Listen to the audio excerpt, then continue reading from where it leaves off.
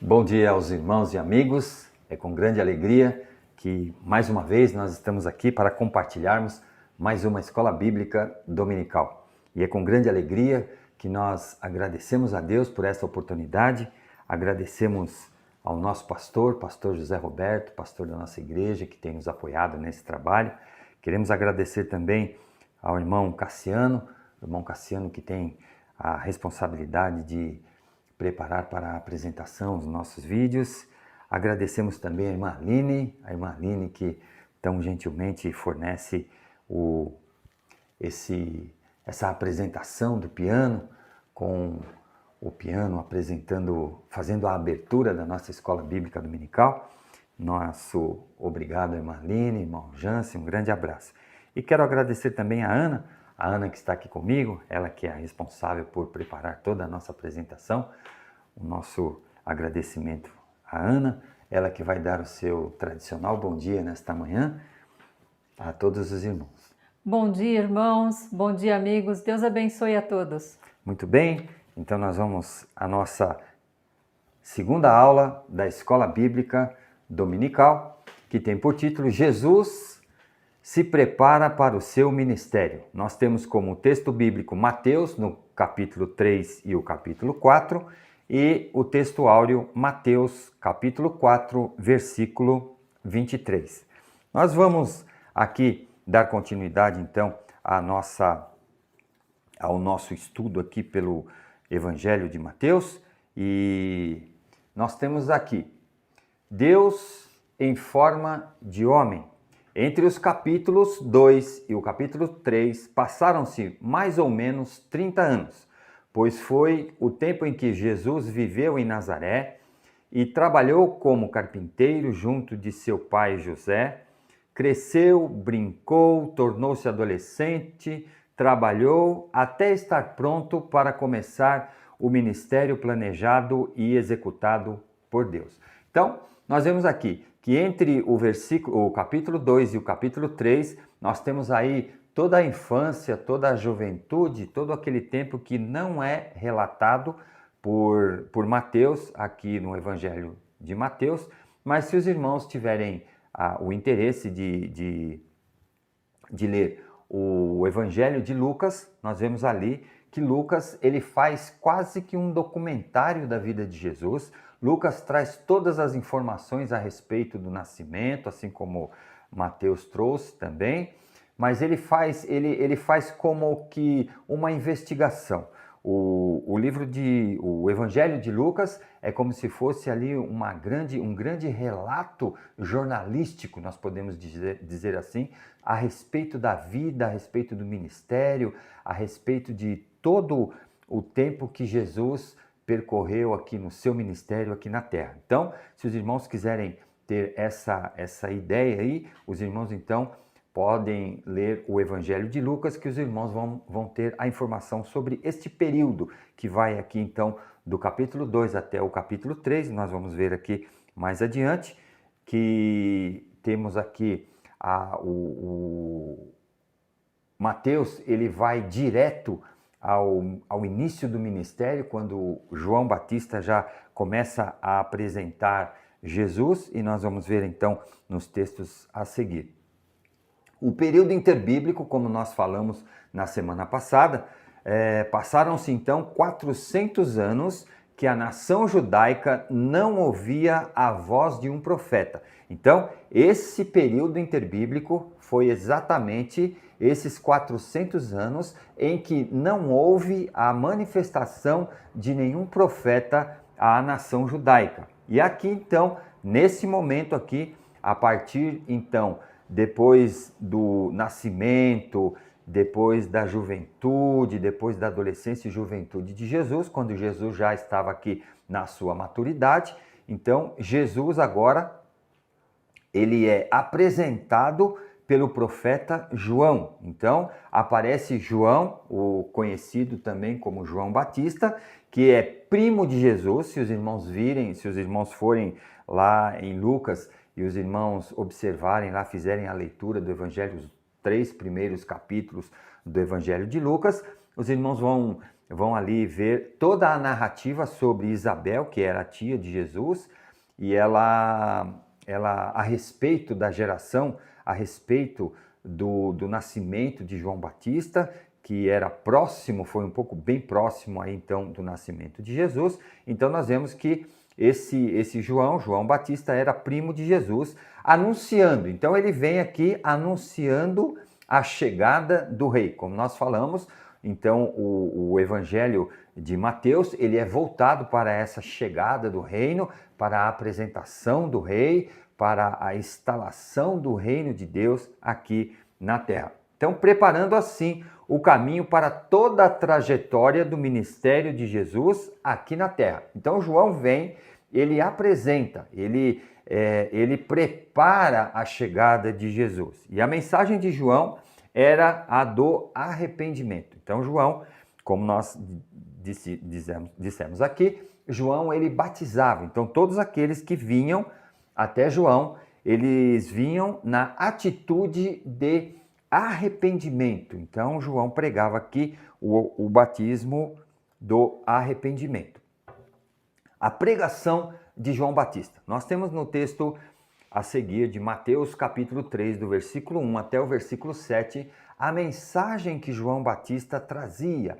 Antes aí então do próprio ministério de Jesus, então João Batista já vem trazendo a mensagem do arrependimento, a mensagem de que Jesus depois iria dar o prosseguimento, e nós vamos constatar isso muito facilmente nos textos que nós leremos a seguir. E a Ana vai ler para a gente Mateus, do capítulo 3, do versículo 1 até o versículo 7.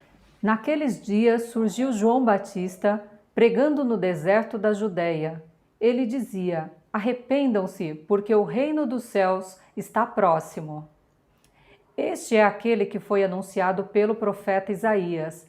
Voz do que clama no deserto: preparem o caminho para o Senhor, façam veredas retas para ele. As roupas de João eram feitas de pelos de camelo, e ele usava um cinto de couro na cintura. O seu alimento era gafanhotos e mel silvestre. A ele vinha gente de Jerusalém, de toda a Judéia e de toda a região ao redor do Jordão, confessando os seus pecados. Eram batizados por ele no Rio Jordão. Quando viu que muitos fariseus e saduceus vinham para onde ele estava batizando, disse-lhes: raça de víboras, quem lhes deu a ideia de fugir da ira que se aproxima? Então nós vemos aqui, irmãos, a mensagem de João que vem preparando o caminho de Jesus, e nós vemos aqui que é uma mensagem muito próxima à mensagem do Evangelho de Jesus. Nós vemos que João Batista dá esse início para que Jesus depois dê o prosseguimento. Naqueles dias, então, surgiu João Batista, pregando no deserto da Judeia. E ele dizia: arrependam-se. Então vejam aqui a mensagem de João, do arrependimento, porque o reino dos céus está próximo. Nós vemos aqui, então, mais um ponto importante, aonde Mateus, ele traz aqui, ele apresenta aqui o reino dos céus. E nos outros evangelhos, nós vemos o reino de Deus. Só que essa expressão, por que ele usa reino dos céus? Porque para os judeus, falar sobre o reino de Deus seria um pouco impactante nesse momento, porque Jesus ainda não estava, praticamente não estava ainda em ação, Jesus ainda não tinha iniciado o seu ministério, e Mateus, ele relata, lembram-se quando nós comentamos no início, na primeira lição, que Mateus escreve para os judeus. Então, Mateus não quer impactar com o reino de Deus, então ele coloca o reino dos céus. Mas a referência aí o entendimento e o significado dessa expressão é a mesma do que se tem escrito e que nós temos encontrado nos outros evangelhos, aonde a citação é reino de Deus. Então aqui o apóstolo Mateus, ele faz então o quê? Ele apresenta, ele traz essa diferença na parte da transmissão aí então das informações a respeito da apresentação desse evangelho. Então aqui João Batista, ele prega dizendo que o reino dos céus ou o reino de Deus está próximo. Está próximo o quê? Esse reino de Deus nada mais é do que o ministério que Jesus iria iniciar em seguida da pregação de João Batista. Este é aquele que foi anunciado pelo profeta Isaías. Então nós vemos lá, se os irmãos forem procurar lá em Isaías, no capítulo 40, versículo 3, os irmãos vão ver aqui que o profeta Isaías faz a relação, faz uma menção de Jesus nesse capítulo 40, no versículo 3, a respeito da mensagem, da pregação de João Batista. Então aqui ele coloca, voz do que clama no deserto, preparem o caminho para o Senhor, façam veredas retas para ele. Então, aqui, essa preparação, essa apresentação aqui está contida lá no livro do profeta Isaías. No versículo 4, as roupas de João eram feitas de pelos de camelo e ele usava um cinto de couro na cintura. O seu alimento era gafanhotos e mel silvestre. Interessante, né, irmãos, que o nosso amigo João aqui, João Batista, é uma figura emblemática, né? Uma figura interessante. Ele se vestia com roupas que eram feitas de pelo de camelo, né? E usava um cinto de couro na cintura e o seu alimento era gafanhotos e mel silvestre. Então vejam que João era totalmente desprendido dos confortos de uma vida na cidade, de uma vida cosmopolita, de uma vida onde as pessoas tinham suas casas, tinham o seu relativo conforto para a época. Então nós vemos que João era completamente desprovido dessas características aí, então, da situação da sociedade da época. João, ele vivia no deserto, provavelmente aqui, roupas de pelo de camelo provavelmente deveria ser porque as condições climáticas do deserto são bastante agressivas. Então João aqui, ele tem essa característica aqui. Então nós vemos que o primo de Jesus, João Batista, era então aqui uma figura, pelo menos, podemos dizer aqui, uma figura pelo menos aqui diferente do que as pessoas estavam acostumadas a ver. Então João, ele vem apresentando essa mensagem, só que João, ele tem uma característica diferente. E ele vinha, e a ele, nós vemos aqui que muita gente se procuravam João, né? Então nós vemos aqui que a ele vinham gente de Jerusalém e de toda a Judéia, de toda a região ao redor do Rio Jordão. Então nós vemos ali que de toda aquela redondeza vinham pessoas. É interessante porque a mensagem de João devia ser bem impactante, porque nós hoje temos os meios de comunicação com grande facilidade, nós podemos nos comunicar com as pessoas de distância, de grandes distâncias, nós conseguimos nos comunicar, mas naquela época não, naquela época era o tradicional boca a boca, né? Aquela propaganda pessoal, cada um que ia fazendo a propaganda, cada um que ia espalhando a notícia que João trazia essa mensagem do arrependimento. E nós vemos aqui que muita gente de toda a região e ao redor do Rio Jordão, confessando, vejam bem, confessando os seus pecados, eles eram batizados por ele. Então João os batizava, por isso então João tem essa característica aí, essa nomenclatura que era João o Batista, né? Alguns dizem João o Batista, Esse termo batista era justamente porque ele batizava todos aqueles que vinham até ele confessando, né, a sua condição de arrependimento. Então, João Batista, batizava-os no Rio Jordão. O versículo 7, quando viu que muitos fariseus e saduceus. Bom, então aqui não eram todos que João iria batizar. Nós vemos aqui que João também fez algumas exclusões aqui. E justamente os fariseus e os saduceus, que eram os dois partidos mais influentes na Judéia ali, na Galiléia, no tempo de Jesus, aonde esses dois grupos eram aqueles, os fariseus principalmente, eram aqueles que tinham o maior cuidado com a lei. Eles eram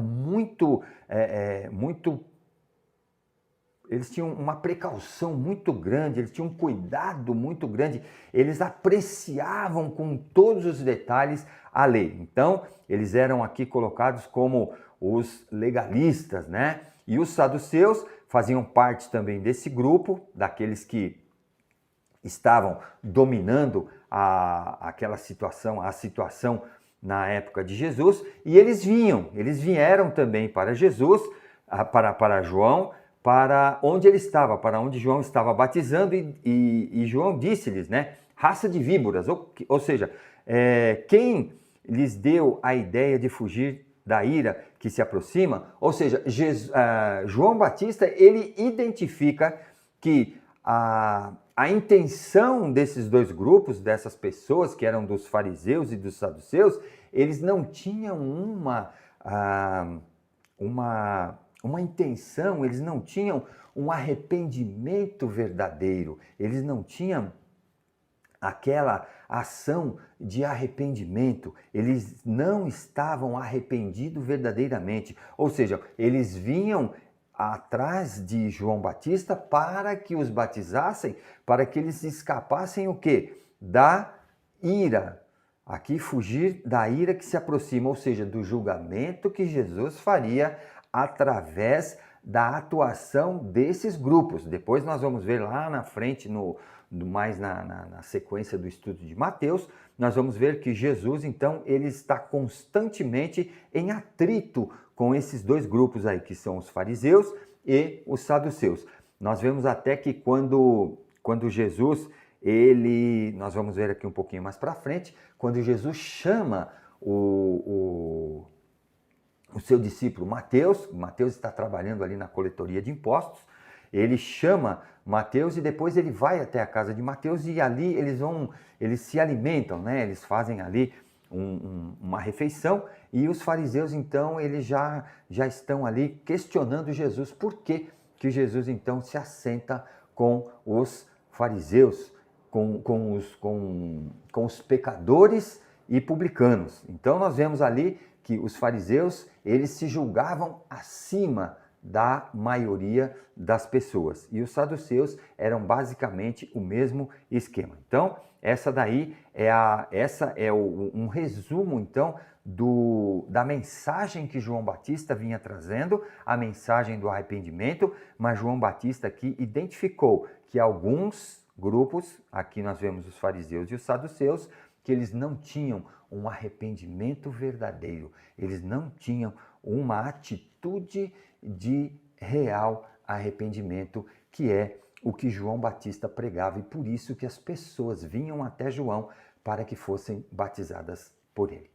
O batismo de Jesus, Mateus, capítulo 3, do versículo 13 até o versículo 17, que a Ana vai ler para a gente. Então Jesus veio da Galiléia ao Jordão para ser batizado por João. João, porém, tentou impedi-lo, dizendo: Eu preciso ser batizado por ti, e tu vens a mim? Respondeu Jesus: Deixe assim por enquanto, convém que eu assim façamos, para cumprir toda a justiça. E João concordou. Assim que Jesus foi batizado, saiu da água. Naquele momento os céus se abriram, e ele viu o Espírito de Deus descendo como pomba e pousando sobre ele. Então uma voz dos céus disse: Este é o meu Filho amado, em quem me agrado. Então Jesus veio da Galileia ao Jordão para ser batizado por João. De tantas pessoas, de tantos grupos que procuraram João, até Jesus foi até João. E nós vemos que João, ele, por ser primo de Jesus, sabia da história de Jesus, sabia de toda a indicação de ser o Messias que Jesus tinha a respeito das profecias contidas no livro de Isaías. O profeta Isaías, então, fez toda a apresentação de Jesus e João tinha perfeitamente essa identificação de Jesus. E agora, então, além de todas essas pessoas que procuravam procuravam João Batista para que fosse batizado, para que fosse colocado ali, então, a condição de arrependimento. É interessante que João aqui, ele fica até meio reticente, nós podemos ver no texto. Jesus vem até João e apresenta-se para ser batizado por ele. E João aqui, porém, João diz o quê? João, porém, tentou impedi-lo. Vejam, Jesus aqui, quando veio até João Batista, ele achou estranho, porque João Batista sabia de toda a trajetória de Jesus, sabia de toda a apresentação que já havia sido feita pelo profeta Isaías a respeito da missão que Jesus teria ali de ser o Messias enviado por Deus. E aí então João Batista ele disse a Jesus: eu preciso ser batizado por ti e tu vens a mim? Então ele inverte, ele não se julga à altura para batizar Jesus. E aqui nós vemos no texto que Jesus respondeu: deixe assim por enquanto. Ou seja, para que se cumprisse o quê? A lei. Convém que assim façamos para cumprir toda a justiça. Esse para cumprir toda a justiça é justamente cumprir a lei que foi estabelecida por Deus do batismo. Então Jesus cumpriu todas as atribuições que Deus tinha deixado ao seu povo. Então Jesus aqui, ele se batiza através de João Batista, e aqui João Batista aceita, ele concorda então e batiza Jesus, dando início assim então ao seu ministério. E nós vemos aqui, assim que Jesus foi batizado, saiu da água. Naquele momento, os céus se abriram. Então vejam aqui que essa manifestação de Deus, esta manifestação da glória de Deus, é exatamente na direção de identificar o Messias. E ele viu o Espírito de Deus descendo como uma pomba e pousando sobre Jesus. Então nós vemos aqui a clara identificação que Jesus é o Filho de Deus. Então, aqui o Espírito Santo de Deus desce sobre Jesus. E uma voz, então, uma voz dos céus disse: este é o meu Filho amado. A própria voz de Deus falando aqui, identificando Jesus como o Messias, como o Cordeiro enviado de Deus, como o Filho unigênito que seria enviado por Deus, a fim de resgatar os nossos pecados na cruz do Calvário. Então nós vemos aqui que o Filho de Deus aqui é identificado. Então, este é o meu Filho amado, em quem me agrado, em quem eu tenho prazer. Então, o prazer de Deus era que Jesus havia ou estava cumprindo exatamente a vontade e todo o plano miraculoso e todo o plano misericordioso e maravilhoso de Deus. Então Deus preparou todo esse plano e Jesus agora, ele está dando sequência, ele vai incorporar, ele vai fazer com que esse plano se torne realidade aqui na terra. A tentação de Jesus. Logo em seguida do batismo, logo depois que Jesus foi batizado, então, nós vemos que João Batista batizou Jesus. A partir de então, Jesus inicia o seu ministério. E Jesus vai iniciar justamente pela tentação. A tentação que veio até Jesus. E nós vamos ver esse texto no capítulo 4, do versículo 1 até o versículo 11, que a Ana vai ler para a gente. Então Jesus foi levado pelo Espírito ao deserto para ser tentado pelo diabo. Depois de jejuar 40 dias e 40 noites, teve fome. O tentador aproximou-se dele e disse: Se você é o Filho de Deus, mande que estas pedras se transformem em pães. Jesus respondeu: Está escrito, nem só de pão viverá o homem, mas de toda palavra que procede da boca de Deus. Então o diabo levou-o à cidade santa, colocou-o na parte mais alta do templo e lhe disse: Se você é o Filho de Deus, jogue-se daqui para baixo, pois está escrito, ele dará ordens a seus anjos a seu respeito, e com as mãos eles o segurarão para que você não tropece em alguma pedra. Jesus lhe respondeu: Também está escrito, não ponha à prova o Senhor, o seu Deus. Depois, o diabo levou-o a um monte muito alto e mostrou-lhe todos os reinos do mundo e o seu esplendor. E lhe disse: Tudo isso lhe darei se você se prostrar e me adorar. Jesus lhe disse: Retire-se, Satanás, pois está escrito: Adore o Senhor, o seu Deus, e só a ele preste culto. Então o diabo o deixou e anjos vieram e o serviram.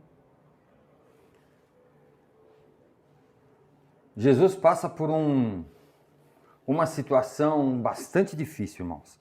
Nós vemos aqui que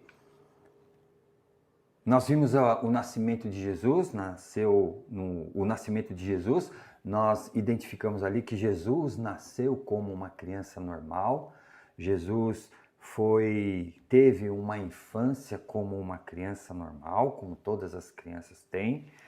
Nós vemos que Jesus teve uma mocidade, uma juventude, e Jesus era homem.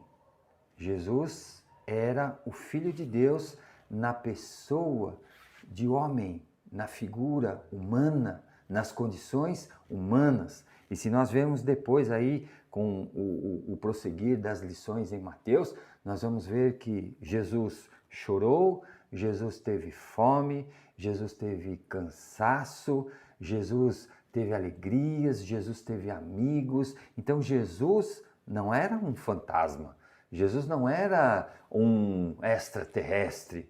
Não, Jesus era um ser humano que encarnou.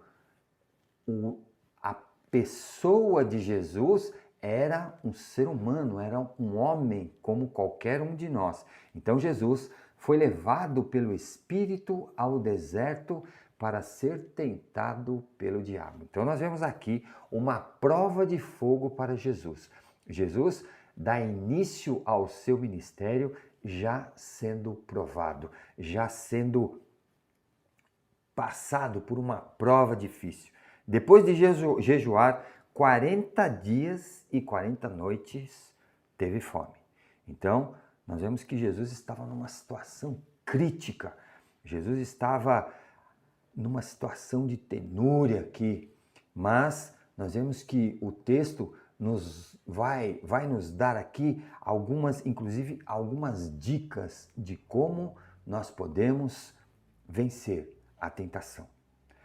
O tentador aproximou-se dele e disse: Se você é o Filho de Deus, vejam que interessante, né, irmãos? Esse questionamento do inimigo é próprio.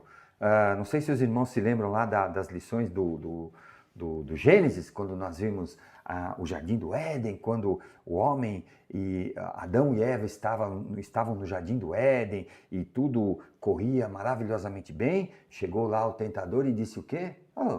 Foi assim que Deus falou? Então vejam que o tentador, ele coloca a dúvida. Então a dúvida, irmãos, é uma ferramenta que é usada pelo inimigo.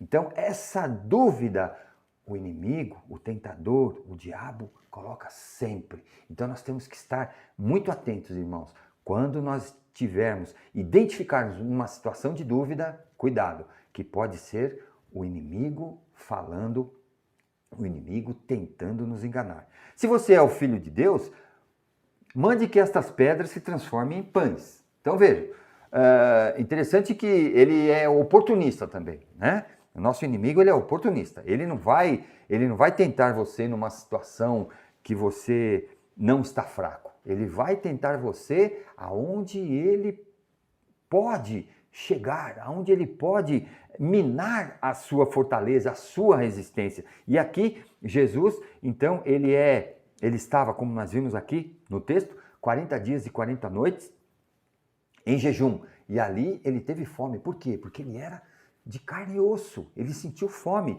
Então o diabo já foi direto no ponto fraco. Então ele já ofereceu a que Jesus aqui transformasse. E ele coloca a dúvida, fazendo com que Jesus, se Jesus fosse mesmo, se Jesus tivesse aceitado essa condição, ele queria que Jesus então aqui confirmasse, né, que ele era o Filho de Deus. E ele coloca aqui então para que as pedras se transformem em pães. Então Jesus respondeu, está escrito, outra dica aqui interessante, está escrito. Se está escrito, irmãos, é porque Jesus leu.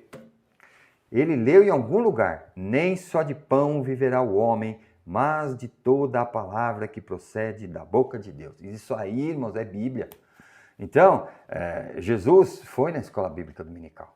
Ele assistiu à escola bíblica dominical, estudou a lição direitinho, leu a Bíblia, leu direitinho. Então, quando Satanás chegou, ele falou, ô Belo, para cima de eu não, para cima de mim, negativo. Por quê? Porque está escrito, a palavra de Deus nos dá substância, a palavra de Deus nos dá as condições necessárias para que nós possamos resistir à tentação. Está aqui, ó, Jesus aqui, ele relata aqui com clareza, está escrito, nem só de pão viverá o homem, mas de toda a palavra que procede da boca de Deus. Então, Jesus responde com a palavra de Deus. A gente não precisa responder com as nossas palavras, basta que nós respondamos com a palavra de Deus. Então, se nós tivermos o domínio da palavra de Deus, a tentação vai ser bem mais tranquila. A gente vai vencer com facilidade.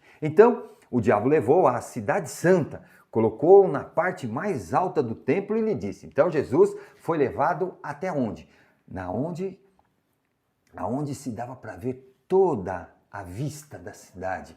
Nossa, irmãos, eu gosto muito de ver a vista da cidade. Quando eu vou em algum lugar alto, algum prédio alto, eu vou lá na janela que eu gosto de ver toda a vista, aquela vista da cidade. É muito bonito, eu acho muito interessante. E Jesus estava nessas condições aqui. Jesus foi levado até o alto da cidade para ter toda aquela vista. Então, na parte mais alta da cidade. E ali, o tentador, então, novamente, se você é o Filho de Deus, novamente ele coloca dúvida aí, irmãos. Ele tenta fazer com que nós nos certificamos de quem nós somos. Vejam aqui, se você é o Filho de Deus. Quando alguém fala alguma coisa desse tipo pra gente, a gente já logo vai em defesa. Não, eu sou mesmo, eu posso, eu faço, eu aconteço. Não é assim que a gente costuma fazer? Mas aqui Jesus não, muito tranquilo. Ele fez o quê? Ele apenas escutou qual era a próxima intenção do inimigo. Jogue-se daqui para baixo, pois está escrito. Olha aí. Outro ponto importante, irmãos. O tentador sabe, conhece a palavra de Deus. Então, não sei se os irmãos se lembram naquelas circunstâncias em que Daniel estava na Babilônia e todos aqueles que tinham que estavam com ciúmes de Daniel porque ele estava numa condição favorável, eles disseram, nós não vamos encontrar nada contra esse Daniel se nós não procurarmos na lei do seu Deus. Então aqui, o tentador conhece as Escrituras, pois está escrito: ele dará ordens aos seus anjos e a seu respeito, e com as mãos eles o segurarão para que você não tropece em alguma pedra. Olha como ele é astuto. Vejam como o inimigo é ardiloso, ele usa de subterfúgios para que possa enganar todo aquele que está no caminho de Deus. E ali ele tentou com Jesus da mesma forma. E Jesus lhe respondeu novamente. Olha aqui a dica. Jesus respondeu novamente. Também está escrito. Olha lá, Jesus já responde logo com o quê? Com a Escritura. Não ponha à prova o Senhor, o seu Deus. Irmãos, esse texto é impressionante. Nesse exato momento, Jesus aqui coloca, quando ele coloca, não ponha à prova o Senhor, o seu Deus. Jesus estava falando, sabe com quem? Com Satanás, irmãos. Jesus aqui coloca a condição de o inimigo poder se arrepender. Essa situação, quando Jesus coloca, não põe à prova o Senhor, o seu Deus, ele está colocando que Deus é Deus também, que Deus pode ser Senhor também de Satanás, bastasse que ele se arrependesse. Apenas isso. Vejam que interessante, irmãos. Aqui uma verdade teológica profundíssima.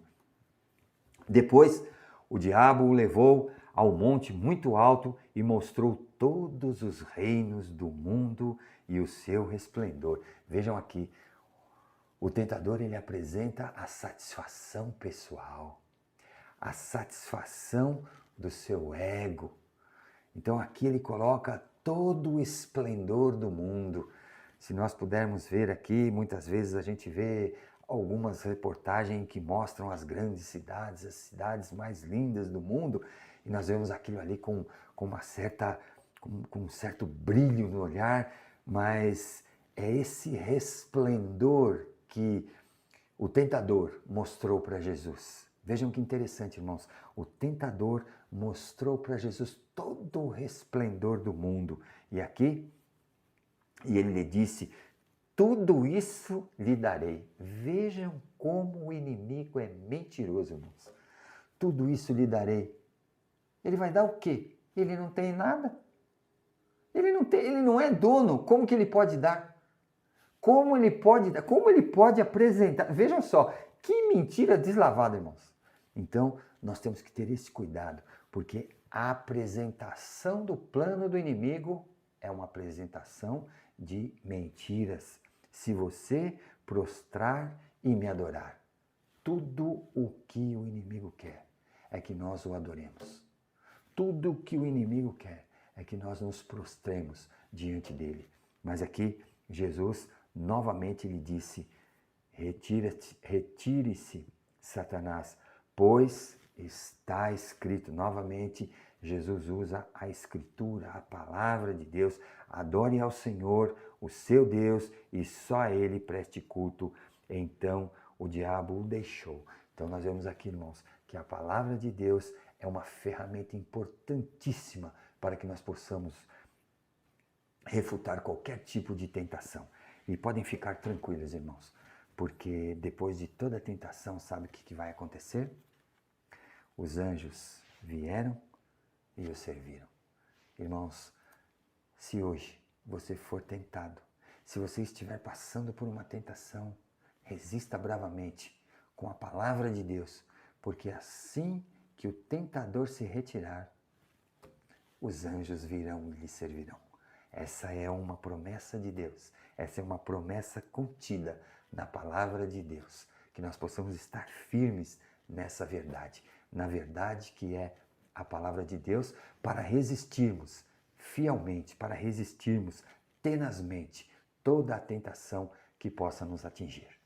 Passado então o período da tentação, onde Jesus foi provado, onde Jesus foi testado, agora Jesus começa a pregar. Mateus capítulo 4, do versículo 12 até o versículo 17, que a Ana vai ler para a gente.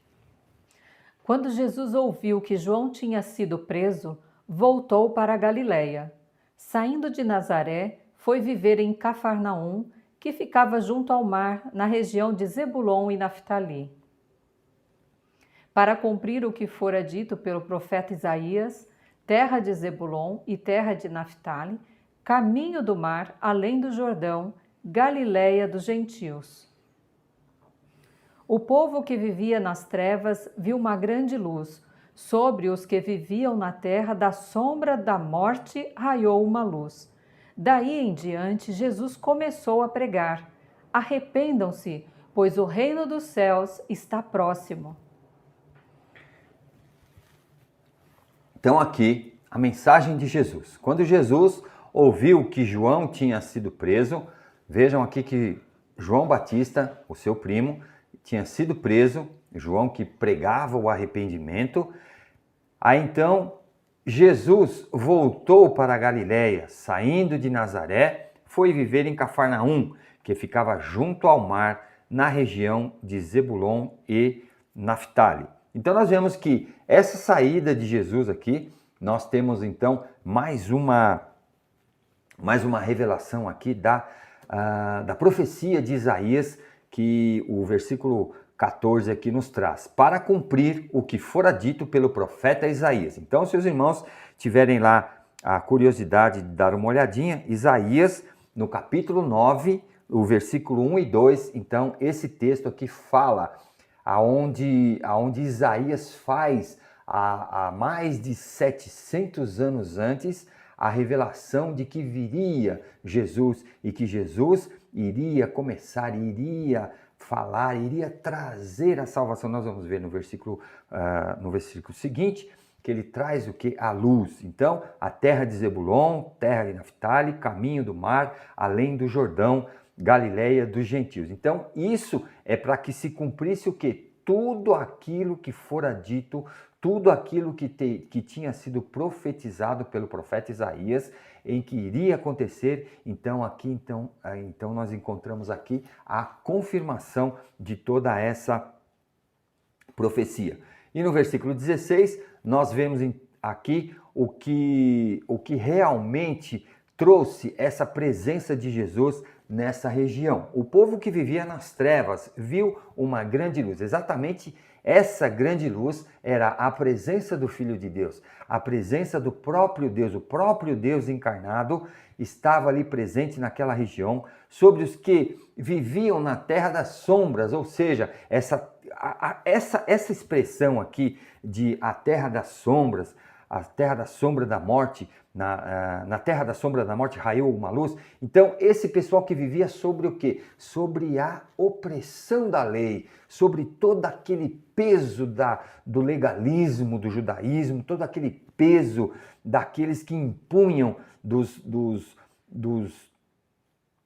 daqueles religiosos que impunham toda aquela carga do judaísmo em cima do povo. Então, essa nova luz que Jesus traz é o quê? É aquela novidade, o evangelho, as boas novas, as novas notícias, as notícias benfazejas que dizem lá no evangelho, que é o significado da palavra evangelho. Então, essa luz é o quê? É exatamente o evangelho que Jesus vem trazendo. Daí em diante, Jesus começou a pregar: arrependam-se, pois o reino dos céus está próximo. Então Jesus aqui, ele dá continuidade naquela mesma mensagem que João Batista iniciou. Agora Jesus continua essa mensagem do arrependimento. Jesus chama os primeiros discípulos. Então nós vemos aqui que Jesus agora ele precisa de alguém para que o acompanhe, para alguém que vá junto. Então Jesus vai chamar algumas pessoas, alguns homens aqui que farão parte do seu colegiado ali, que serão os 12 discípulos. Então, ali em Mateus, no capítulo 4, do versículo 18 até o versículo 22, nós temos então o chamado desses homens. E eu coloquei aqui, eu fiz apenas um apanhado aqui desse texto. Simão, Pedro e André, eles eram irmãos, são os dois primeiros discípulos que são chamados por Jesus, Simão Pedro e André, e também Tiago, filho de Zebedeu, e João. Então nós temos aqui mais dois irmãos que são chamados por Jesus. Então temos Tiago e João, que eram irmãos, Simão Pedro e André, que eram irmãos também. E é impressionante, eu coloquei até a mãozinha aí, ó, indicando aqui, todas essas pessoas, esses 4 homens aí, todos eram pescadores e eles estavam trabalhando, irmãos. Não estavam sentados, não estavam lá desocupados, mas esses homens eram pescadores, e pescadores naquela época era a profissão da elite, a profissão do momento, era a profissão de maior atividade naquela época, era os pescadores. Então então Pedro, André, Tiago e João eram pescadores e eles estavam no trabalho, estavam trabalhando e Jesus o chamou. E nós vemos lá, se depois os irmãos quiserem ler, seria interessante os irmãos lerem esse texto, porque no momento em que Jesus passa e chama a Simão Pedro, André, Tiago e João, eles imediatamente se levantam e seguem a Jesus. O início do ministério de Jesus. Mateus capítulo 4, do versículo 23 até o versículo 25, que a Ana vai ler para a gente, e nós vamos ter aqui uma ideia desse ministério. Como será então daqui para frente o ministério, a mensagem que Jesus traria aqui à Galileia. Jesus foi por toda a Galileia, ensinando nas sinagogas deles, pregando as boas novas do reino e curando todas as enfermidades e doenças entre o povo. Notícias sobre ele se espalharam por toda a Síria, e o povo lhe trouxe todos os que estavam padecendo vários males e tormentos, endemoninhados, epiléticos e paralíticos, e ele os curou. Grandes multidões o seguiam, vindas da Galileia, Decápolis, Jerusalém, Judeia e da região do outro lado do Jordão. Então nós temos aqui o início desse ministério de Jesus. Nós temos aqui algumas particularidades que identificam como que inicia-se esse trabalho de Jesus. Jesus foi por toda a Galileia, ensinando nas sinagogas deles. Então, vejam que Jesus entrava nas sinagogas, depois mais para frente nós vamos ver algumas situações em que Jesus lê o próprio livro de Isaías, nós vamos ali ver algumas passagens que vão revelar a presença de Jesus nas sinagogas, e ele aqui pregando as boas novas do reino. Então, boas novas do reino. O que é isso? Então é o quê? É aquelas notícias, as boas notícias, que agora eles não estariam mais sobre o jugo, sobre o peso, sobre toda aquela tensão da lei judaica, mas essa boa nova, ou seja, o evangelho trazido por Jesus do reino de Deus, era alguma coisa que era completamente diferente daquela imposição, daquela pressão que o judaísmo colocava sobre todos. E também Jesus vinha ali curando todas as enfermidades e doenças entre o povo. Então, além de trazer o alívio para a alma, além de trazer as boas novas de salvação, Jesus também, ele alivia os feridos, os doentes, os enfermos, aquele povo que estava carente. E aí nós vemos então, de acordo com o texto, notícias sobre eles se espalharam por toda a Síria. Então, a fama de Jesus, esse ministério de Jesus, ele começa a tomar uma proporção muito grande, ele começa a tomar uma proporção em que vai abrangendo as regiões aqui. E toda a região da Síria, e o povo lhe trouxe todos os que estavam padecendo vários males e tormentos. Então, a fama de Jesus, então aqui, aquilo que Jesus fazia, as pessoas então vendo que Jesus tinha esse poder, que tinha essa particularidade de atender aqueles que estavam com problemas de saúde, com doenças e até atormentados, que Jesus estava ali curando. Então essa fama correu rapidamente ali nas redondezas aonde Jesus pregava. Endemoniados, epiléticos, paralíticos e os curou. Então vejam que Jesus, ele tinha assim uma abrangência. Jesus, então com essa atuação de Jesus, aí ele foi cada vez mais, o seu ministério foi tomando volume. E nós vemos aqui, grandes multidões seguiam.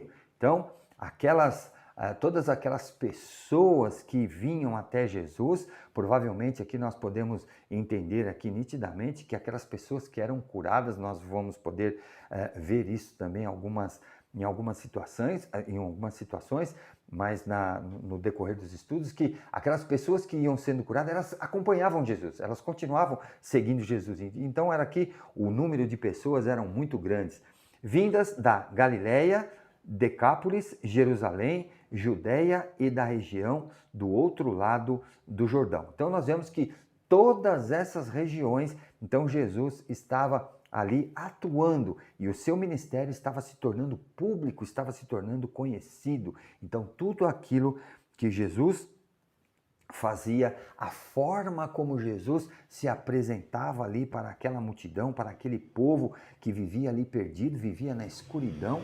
Então essa é a figura, essa aqui é a situação que o texto nos apresenta. Então Jesus ali, ele vem fazendo ali todo esse ministério, vem todo ele nessa direção.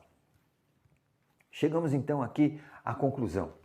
Através do Messias, o Cristo enviado por Deus, Jesus dá início à implantação do reino de Deus aqui na terra. Então, nós vemos através do texto que o plano de Deus aqui era implantar o reino de Deus. Então, o reino será implantado através da pregação, através da presença do próprio Filho de Deus aqui na terra. Trazendo então, Jesus vem trazendo aqui, o próprio Jesus, trazendo uma mensagem não só de amor, não só desse evangelho de amor, porque Deus teve o amor por cada um de nós, mas também de extrema misericórdia. E aqui nós podemos entender aqui essa palavra de misericórdia aqui, é quando, misericórdia nós podemos entender, é quando uma pessoa vê alguém que está necessitado, alguém que não tem as mínimas condições e ele se presta, ele se propõe a ajudar. E aqui então nós vemos que também de extrema misericórdia, curando miraculosamente o corpo e também a alma, demonstrando assim o divino e eterno poder de Deus. Então, aqui o ministério de Jesus é focado, é baseado nessa orientação e nessa determinação de Deus, que ele trouxesse a luz a todos aqueles que andavam na escuridão. E trazendo essa luz, também ele traz a cura do espírito, a cura do corpo e a cura da alma. Isso é muito importante porque mais para frente nós vamos ver em todo o decorrer do evangelho escrito por Mateus essa mesma característica do ministério de Jesus aqui na terra. Que nós possamos, irmãos, através do evangelho de Mateus, entendermos e termos uma ideia do que Jesus veio trazer aqui pessoalmente na terra, esse evangelho tão maravilhoso, esse evangelho salvador, esse evangelho que apresenta as boas novas, a notícia que Deus nos ama e que através do seu Filho Jesus, ele nos salva de todo o pecado, nos garantindo assim então de nós um dia irmos morar com Deus. Eu quero convidar você nesse instante que abaixe a sua cabeça e feche os seus olhos para que nós possamos terminar a nossa explanação de hoje com uma oração. Oremos. Santo e eterno Deus, nós te agradecemos, ó Pai, porque Tu nos deste o Teu Filho, Senhor. Porque através, ó Pai, desse evangelho maravilhoso que Tu nos deste, através do Teu Filho Jesus, nós podemos ter acesso à salvação. Nós podemos ter um acesso direto ao Pai. Ó Deus, muito obrigado, Senhor, porque assim Tu nos amou de tal forma que através de Jesus Cristo nós podemos chegar à vida eterna, ó Pai. Obrigado. Fica, Senhor, com cada um nesta manhã. Dá, Senhor, um dia na Tua presença ao Teu povo e que se o amigo, Senhor, que está nos ouvindo neste momento, que ele possa entender esse maravilhoso plano de Deus para a sua vida. Fica conosco, Senhor. Dá-nos um dia na Tua presença. Nós oramos agradecidos em nome do Teu Filho amado Jesus, o nosso Salvador. Amém. Muito obrigado, irmãos e amigos, por mais essa oportunidade onde nós pudemos aqui compartilharmos mais uma escola bíblica dominical, e eu já quero de antemão convidá-los para que no próximo domingo nós possamos estar mais uma vez aqui juntos para mais uma escola bíblica dominical. Até lá!